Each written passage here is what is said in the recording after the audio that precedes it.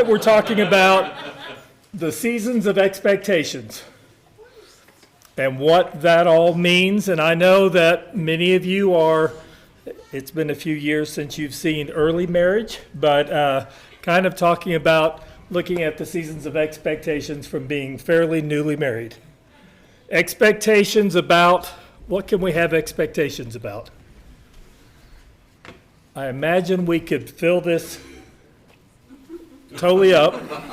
That is just a small part.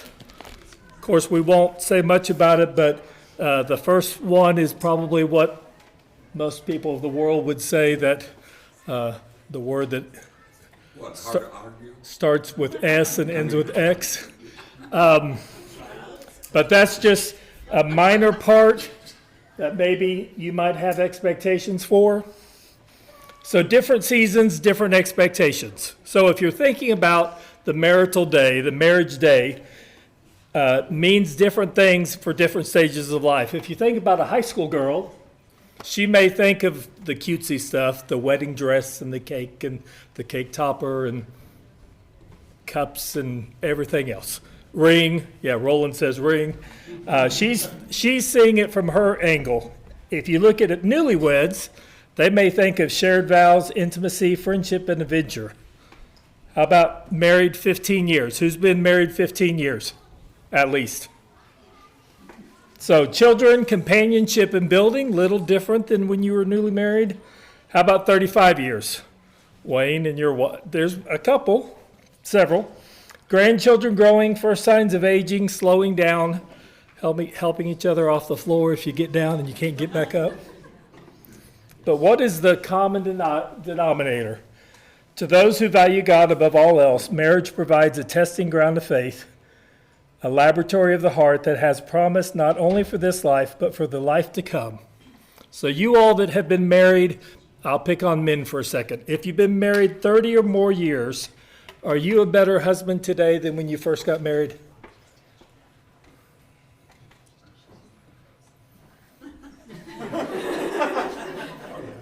You know, I'm trying to look at the elder that we have sitting up front, and he's doing everything he can not to have eye contact with me.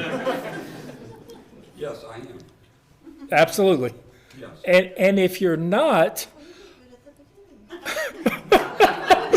you know, Gary, when she poked you in the stomach, I hope we are growing, and expectations do change, but we all have different expectations. If you want to look at the psychological aspects of expectations, there are unrealistic expectations. So the different types may be always be. We will always be happy and in love and in the honeymoon stage. Honeymoon favor, that it's the same thing, kind of cutesy. Narcissistic mind reading. If she loves me, she will blank. Demand partner sameness. If I like something, assuming that I like football, then my wife has to like football. I'm very blessed. My wife loves football more than I do, probably. But problems being a predetermined fact. Going into something saying we're probably going to fall apart, and then you go to meet that. How about unfulfilled expectations? These generate frustration with anger. The higher our expectations and the more numerous our needs, the more often we will find ourselves blocked. These expectations usually evolve into demands. Anytime an expectation evolves into a demand, it's probably not a good situation. Unmet expectations. When your expectations are unmet, how can the problem be resolved? The problem is the finger pointing thing. You know, with the finger pointing, if you're pointing at someone, you got 4 pointing back at you. A dangerous path is to think, if only my mate would work harder to meet my needs. Again, very dangerous. All three can lead to disagreements, arguments, fights, separations, etc. Have you ever thought about what it would be like if we had a roadmap to our marriages? Wouldn't it make things easier? Guys, let's be honest. we don't always get it at the same time frame that our wives do. It might be nice to have some signs along the way. So if you're thinking about marriage kind of like a winding road, picture that with me for a second. What does a successful marriage look like? Well, the first problem I think is, I think the word successful really should be healthy. What does a healthy marriage look like? A healthy marriage involves a man and a woman, no apologies for that, growing closer together and to God. The marriage involves passion, friendship, a working together spirit, communication, trust, honesty, and complete transparency with each other. So how do we handle these unmet expectations or any problems we may have? So we're going to look at some signs that we might at times encounter in life and talk about them a little bit and look at what God says about them. What does that represent?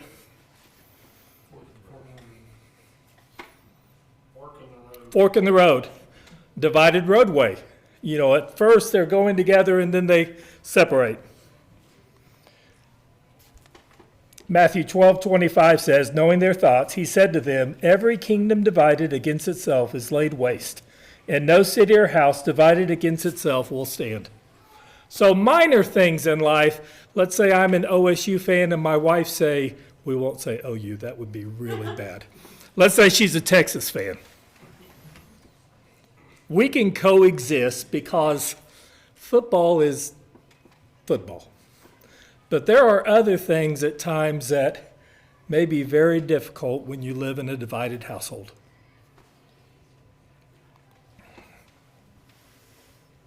Do we ever need to slow down? Is one of our problems, just as the world as a whole, we go so fast, so much, that sometimes we don't know when to slow down. I think one of the biggest blessings that we don't talk enough about is that God gives us sleep. And I got to tell you, sleep is a good thing. When I was a young man, I didn't think you needed much sleep. Now, 9 o'clock is usually when I go to bed because I like to get my sleep. I don't like to be grumpy and hard to get along with in the morning. So sometimes we need to slow down. James 5:7-8 says, therefore be patient, brethren, until the coming of the Lord. The farmer waits for the precious produce of the soil, being patient about it until it gets the early and late rains. You too be patient, strengthen your hearts, for the coming of the Lord is near. How many of you all plant things in your garden? And the morning after you plant things and you've watered it a little bit, the plant grows up, right? No? How about you're planting okra and it's ready to eat the next day, right? But when we're talking about our marriages, sometimes we are wanting the immediate now rather than willing to wait or slow it down a little bit. How about Ephesians 4:2-3? With all humility and gentleness, with patience, showing tolerance for one another in love, being diligent to preserve the unity of the Spirit in the bond of peace. I can't imagine a better verse for marriages than that verse. Showing tolerance for one another in love. Patience.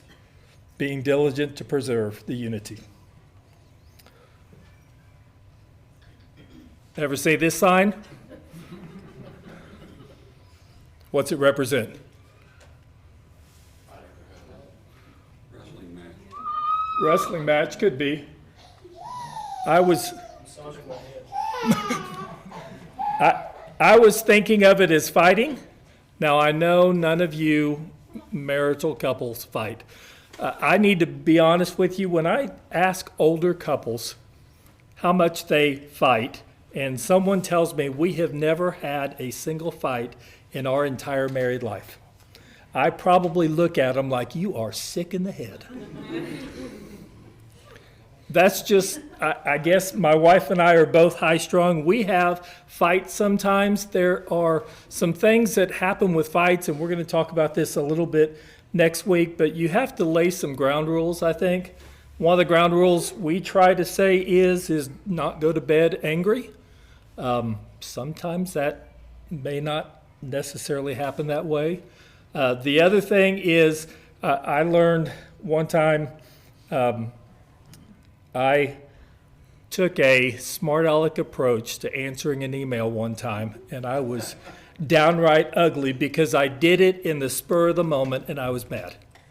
And my boss, who read it, said, Carrie, in the future you might want to walk away from your computer and take an hour before you go back and answer. And guess what? When you go back, it's probably going to be better. Well, the same thing with our marriages at times. Proverbs 25:24 says, it is better to live in a corner of the housetop than in a house shared with a quarrelsome wife. Proverbs 15:1 says, a soft answer turns away wrath, but a harsh word stirs up anger. Do we sometimes have harsh words with each other? Cranky.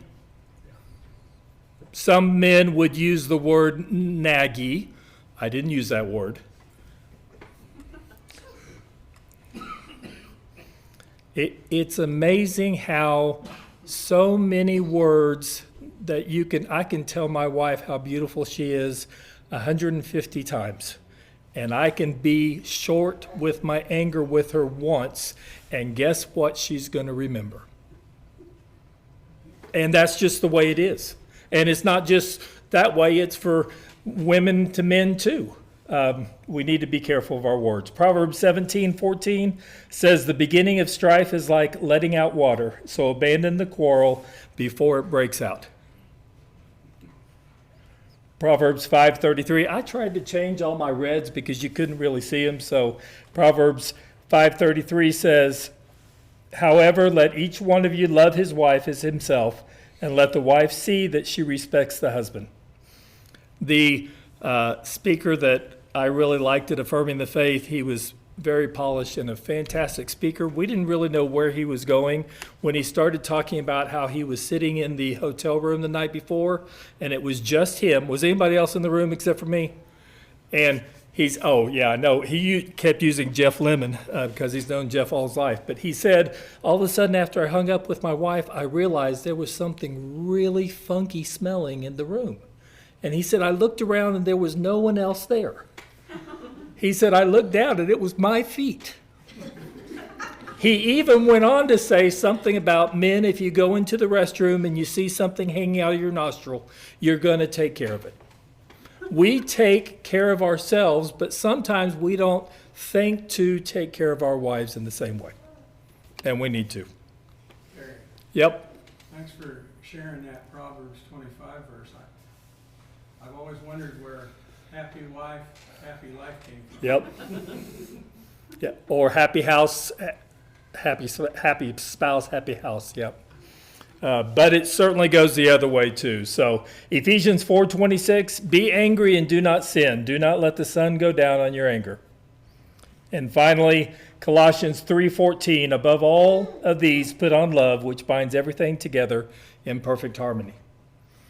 Somewhere in the middle of the arguing or fighting or whatever's going on, somebody needs to slow it down enough to say that we are in love with each other and we're going towards the same goal, even though we may have different ways to get there. Guys, when you drive, do your wives instruct you of how to drive and where to turn and everything else? Or vice versa? Gary says, I'm not answering that. He's just shaking his head. You know, we don't always have the same methods, but I think at the end of all of it, Jen and I, we want to get to the same goal, and that is to continue our relationship to where it's godly based and the world sees it as a positive. Because I got to tell you, people don't see marriages as a positive. One time I was reffing out at the ball field, and a guy came up to me and he said, how long have you been married? And I said, whatever it was, 25 years. And he said, how many marriages is that? And I said, it's one. And he said, well, I've been married 21, but I'm on my 5th wife. The world sees it differently than we do. And somewhere in all of it, I hope that you all have decided as marital couples that divorce is not an option and you're going to figure out how to work it out, even in fighting. Left turn, whether it's you're going to turn left or no left turn, could there be any more of a hard turn than what happened to Jacob and wanting to be married to, don't cheat on my stuff, who did Jacob want to be married to? Rachel. And who was he married to at first? And he only had to work 7 years for Leah. Only. And can you imagine probably hard, backbreaking labor? And then only to realize the next morning that he had slept with the wrong lady, and now he's got to work another 7 years. Any more of a big left turn than that you can think of? I can't imagine. And even then, as far as we know, Jacob with Rachel stayed married and worked on things. Life sometimes throws us big curves.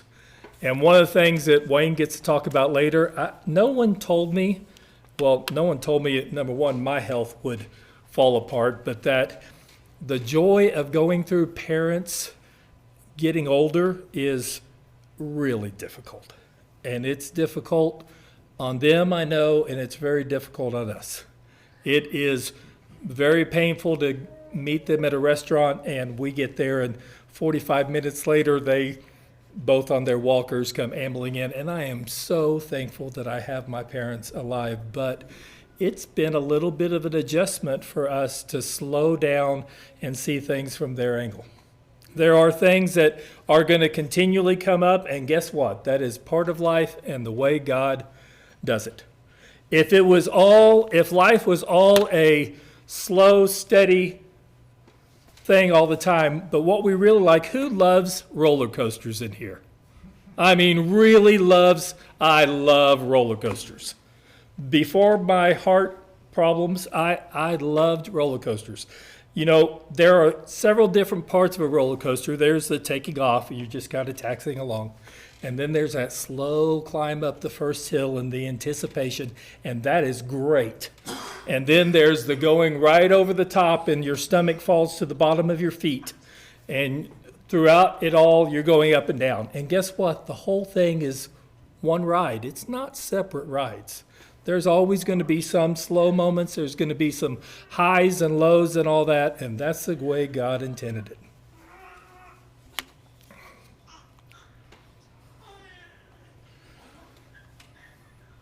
So in Oklahoma, green means go. Yellow means go a little faster, paying attention to if a police officer is sitting over there. And red is go through and pray. Right? I read the other day that Oklahoma has the highest rate of running red lights and getting citations in any state in America. So we need fewer citations. Well, Benjamin, we'll talk to Barry Clark about that on Sunday, but the answer is not fewer citations. The answer is doing what the traffic light says to do. And I know I'm just as guilty on the yellow. You kind of fudge a little bit. But the next thing you know, you're not doing it the way that they set it up for. 1 Corinthians 13, 4 through 8. You all know this very well. But no matter if the light's green, yellow, or red, we need to remember that love is patient, love is kind, and is not jealous. Love does not brag and is not arrogant, does not act unbecomingly. It does not seek its own, is not provoked, does not take into account any wrong suffered, does not rejoice in unrighteousness, but rejoices with the truth, bears all things, believes all things, hopes all things, endures all things. Love never fails. It's impossible for me to read that without singing the song we often sing in church, which I think is the prettiest song we sing. It's just a beautiful song, words and music both. But if we always remember as couples that we are better together than we are separate. The reason people can tolerate me sometimes in social settings is my wife is sitting beside me. And again, it's supposed to be that way. How about stop signs? We like stop signs. Okay, forget about stop signs on the major roads. How about in your neighborhoods? Who loves that stop sign in the middle of nowhere that makes zero sense at all? And you always stop at it, right? Gary, do you stop at the one going out? I do too. No one else does. Everybody turns right on that stop sign. Gary and I live in the same neighborhood. But the world has kind of lost the ability to stop. Proverbs 3:3 says, "Do not let kindness and truth leave you. Bind them around your neck, write them on the tablet of your heart." Do we think much about binding something around our necks? My dad tells the funny story that's kind of terrible too, that he was in a wedding many years ago, and I guess in those days they really had sick senses of humor because they put a padlocked thing on the honeymoon man and put a cowbell on it before he left for his honeymoon. I don't know that I would find that quite so funny. But binding something on your neck means that you're never going to go without it. You know, we said last week, and I really have been thinking a lot about it, this wedding ring to the world is not the same way we look at it. To me, it means that no matter what, my wife is waiting at home. I'm saying that, we're never at home, but she's on my side at all times. And there are few things in life that any of us can count on or should be able to count on as much as your mate.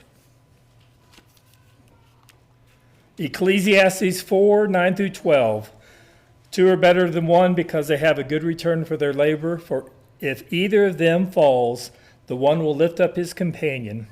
But woe to those who fall when there is not another to lift them up. Furthermore, if two lie down together, they keep warm. But how can one be warm alone?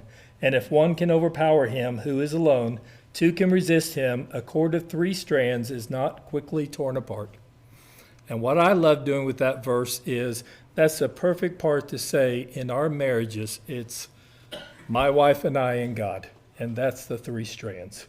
And when you think of 3 strands, if you just, if you've been out in the garage or whatever, you look at a rope that's really corded up, they're not straight strands. They are wound together so that it's very difficult to break them apart. And God means for it to be that way.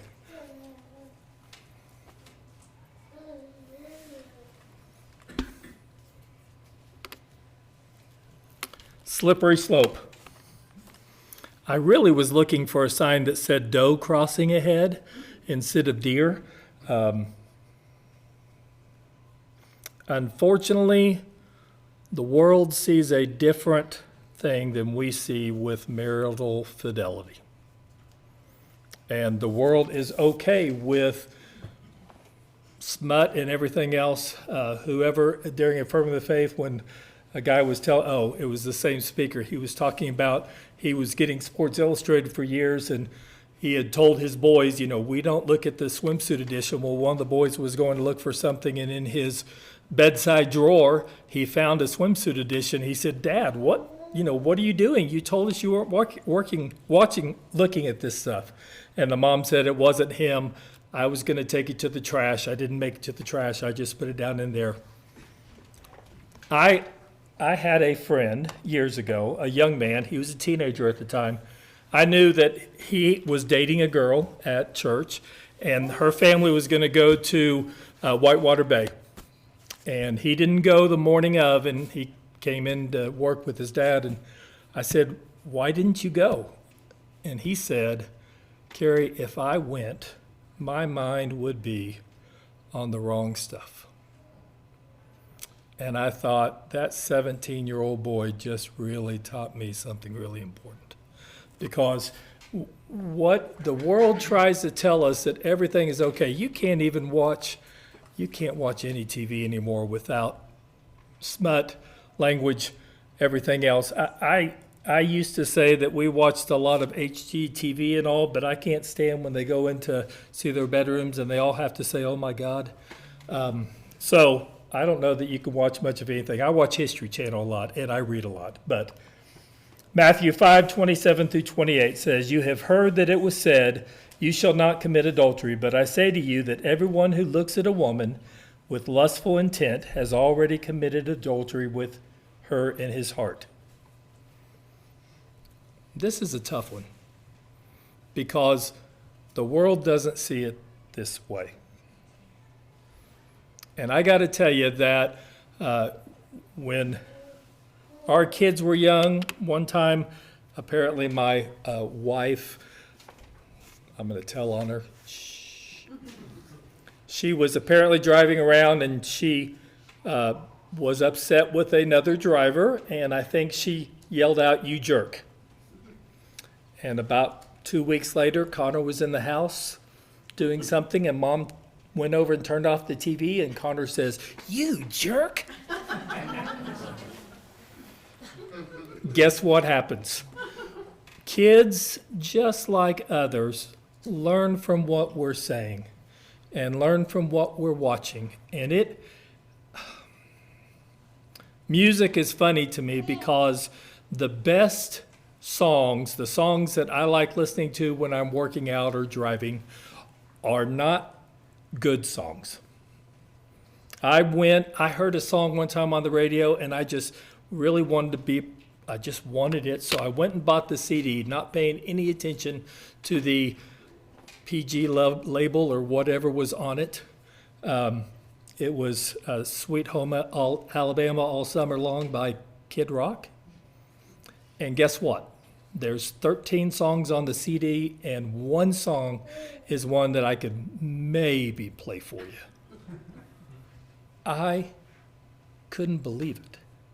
I was looking for that one song, and this happened. So the slippery slope ahead, I wish maybe we had signs that would tell us when it is ahead. Doesn't always happen that way.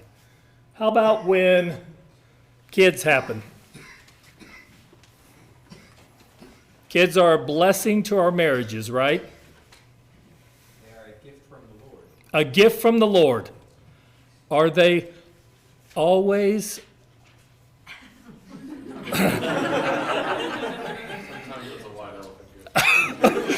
Grandkids.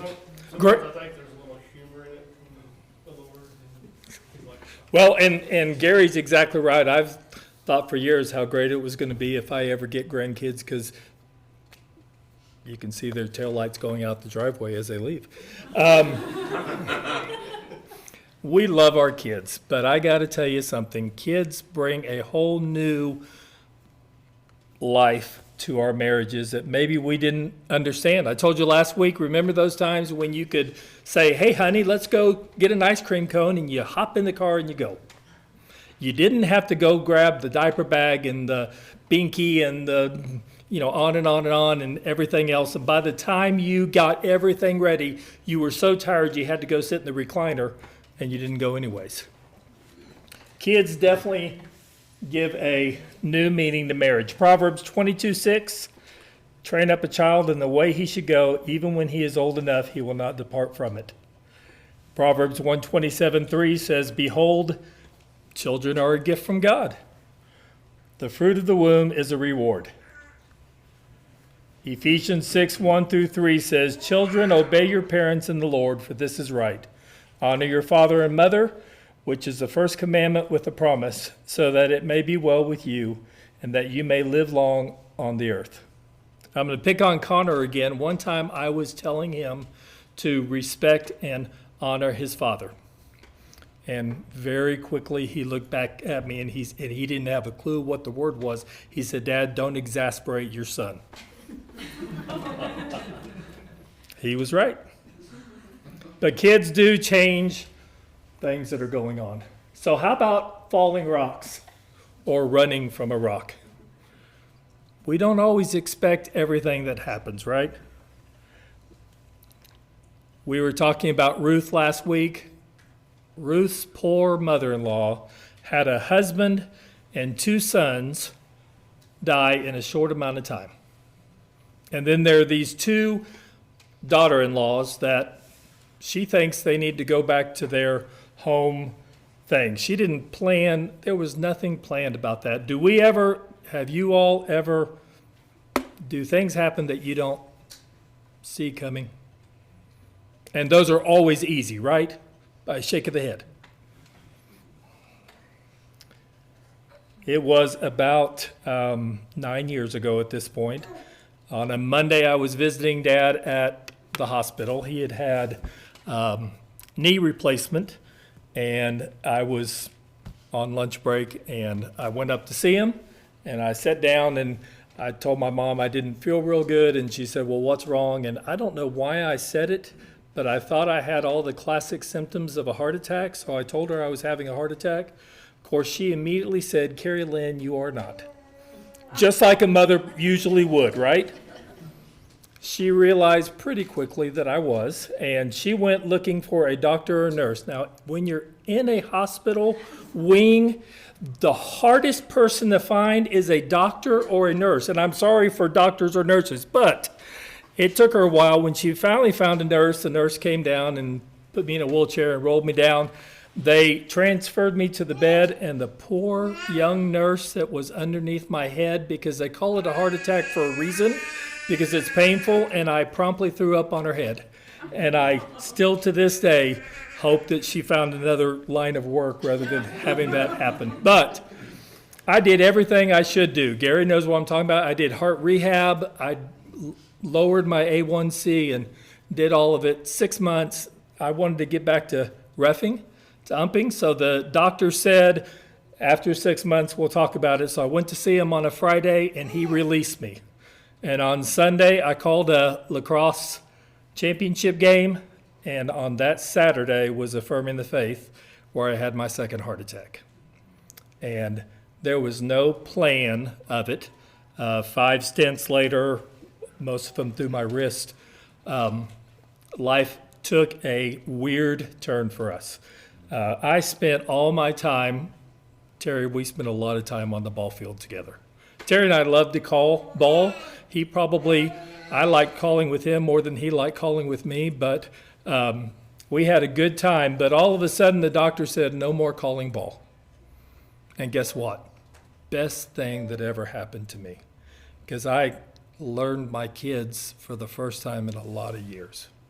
And I learned to be with my wife, and it's been a blessing ever since, but we're not always prepared for the things that will happen. A lady at work told me I had to include dead end. And she told me that her husband died about a year ago. And at least for a while, life really came to a screeching halt for her, because everything she did, everything she was about, was going places and doing things with Jack, her husband. Revelation 21:4 says, and he will wipe away every tear from their eyes, and there will no longer be any death. There will no longer be any mourning or crying or pain. The first things have passed away. I imagine Gary could teach us a whole series of lessons on this. I don't ever want to be the person to say, that's enough crying, because people are going to do what people do. It is tough to think about wanting to do this life without Jen for me. And I think many of you are that same way. 2 Corinthians 1:3-4 says, blessed be the God and Father of our Lord Jesus Christ, the Father of mercies and God of all comfort, who comforts us in our affliction, so that we will be able to comfort those who are in any affliction with the comfort with which we ourselves are comforted by God. I promise there's only 2 more signs. Well, 3, but the one on the right, see that very often? And what's it telling you to do? Take evasive actions.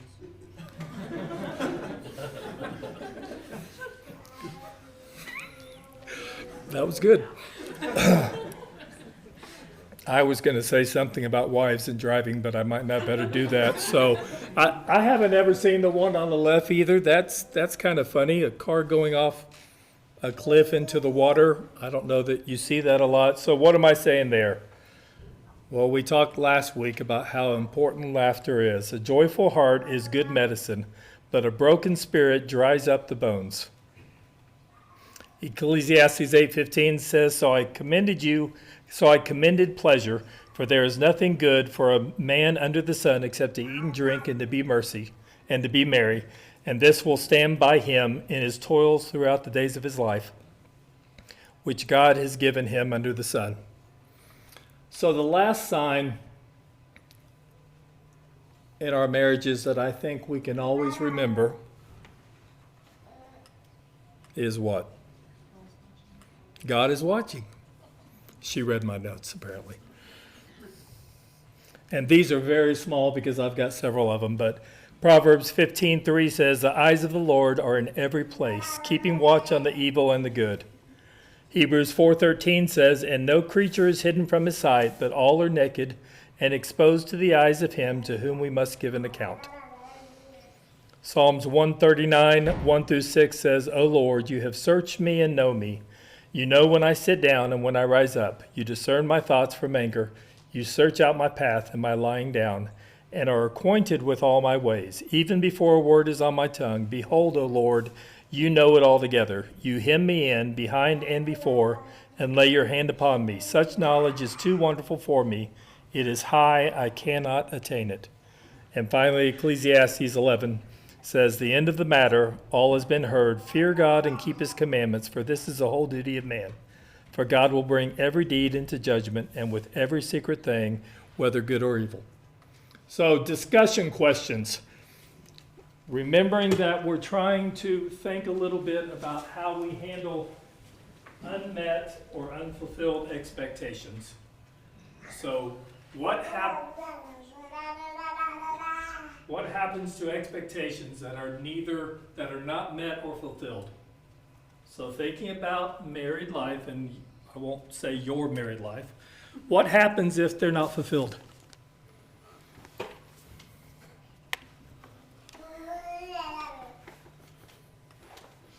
Feelings of remorse or resentment. You're exactly right.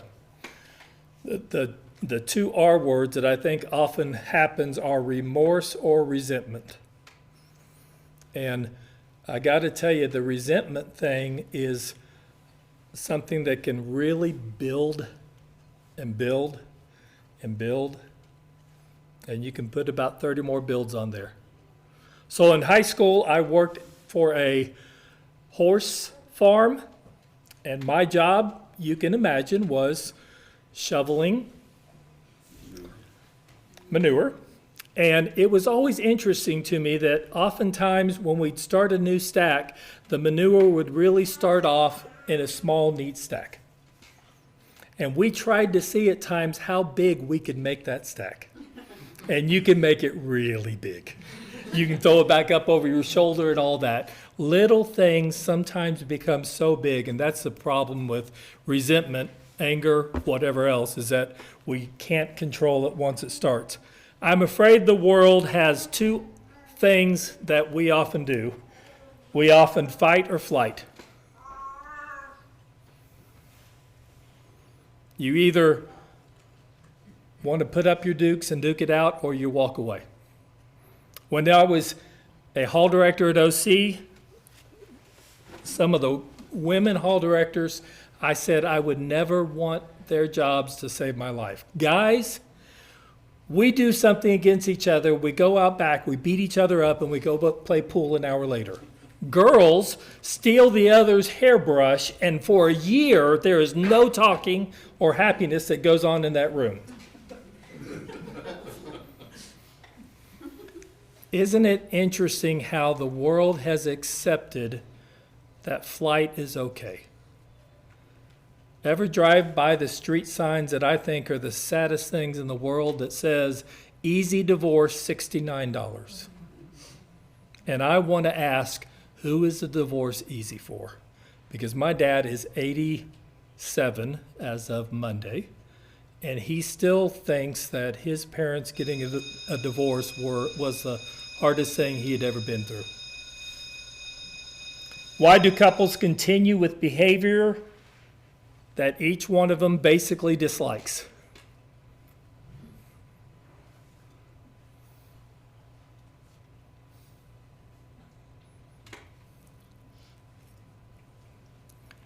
Well, I know guys get set in their ways, and we kind of think, you love me, so you're going to take this. But I got to tell you that somewhere in all of it, whether it's unmet expectations or just something that annoys you, we ought to be able to sit down and talk about it as a couple. And I'm not saying this would necessarily be a fun conversation for me to sit down and say, honey, what are your unmet expectations? But if I do it for her, then she ought to do it. Communication is so very important. A couple came up to me last week. They couldn't be here tonight. They're on a trip. But they told me that the most important thing to marriage is communication. And I can't reiterate that enough. If a marriage needs some help in working through unmet expectations, where can they turn to for help?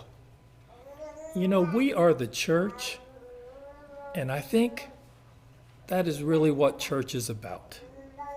I am in a class with some of the same people that we've been in the class with forever. My good friend Richard Dodgen it was about a year ago, he called me one day. He said, Kerry, you are not attending the right class at North Mac. And I said, why? And he said, Kerry, it's been a long time since you've seen your 40s. I didn't think that was very nice. But if I'm in that mode, majority of you guys are too. You're still going to classes. But that's what our brothers and sisters and our classes should be about. And besides ministers and elders and other places. So more than anything else, we need God, communication. Maybe find an older couple that will mentor you. I don't think we talk enough about the idea of mentoring, whether it's working with new teachers or whether it's elders working with a new elder or what have you not. There is a thing with mentoring that says that I would love to learn something from you because you are more experienced. And somewhere along the line, maybe we'll wake up to that. So next week, we're going to talk about the seasons of the 20s and 30s. And next week will be the last week you're stuck with me. Let's have a prayer together before we leave. Father in heaven, we do thank you for our marriages. We thank you for our mates that we love, that we want so much to be able to live with for life. We know that it fulfills your will if we do that. We know that at times there are unmet expectations or wants or desires that we think we have in our mind. Help us to work through those, to communicate with each other, and to really rely on you and your love, and possibly even build mentor relationships within the church. We thank you most of all for your Son on the cross. In Jesus' name we pray. Amen.